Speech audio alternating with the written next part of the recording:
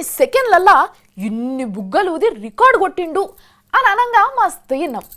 ఇసొంటి బుగ్గలు ఊదే ముచ్చట్లనే రొటీన్గా ఇసొంటివన్నీ బాగిన్నాం కానీ ఎరైట్గా ఊదుడుతోనే రికార్డు కొడతా అని అంటున్నాడు.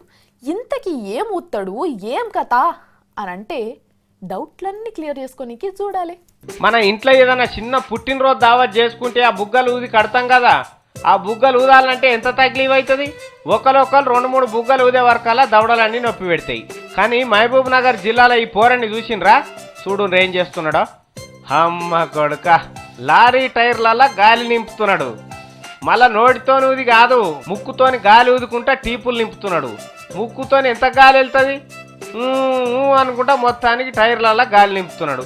ముక్కుతోని బయటికి గాలి తీసుడే కష్టం అంటే ఈ పిల్లగాడు టైర్లలో గాలి నింపబట్టే.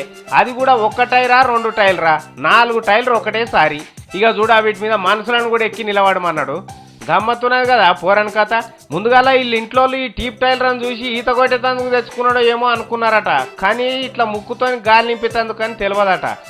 ఇట్లెందుకు చేస్తున్నాడు, ఏమన్నా పొద్దుకొచ్చేదా మాపుకొచ్చేదా అంటే అట్లా కాదట. ఈ పోరడేదో ఒయ్యిలో చదివిండట. ఒక ఆయన 4 లారీ టీపులు 20 నిమిషాలలో ముక్కుతోని గాలి ఊది నింపిండని. అగో నేను కూడా ట్రై చేస్తా అట్లనే అని ఈ పిల్లగాడు 15 నిమిషాలలోనే 4 టైర్లు నింపిండట.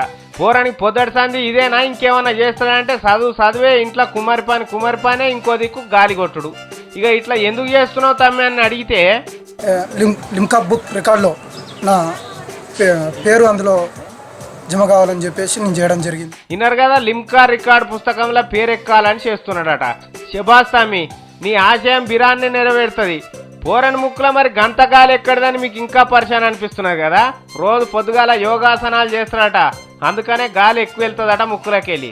నిన్ను నువ్వు నమ్మి ముందుకు సాగు, చరితగా మారే స్థాయికి ఎదుగు, నీలో శక్తి ఉన్నది.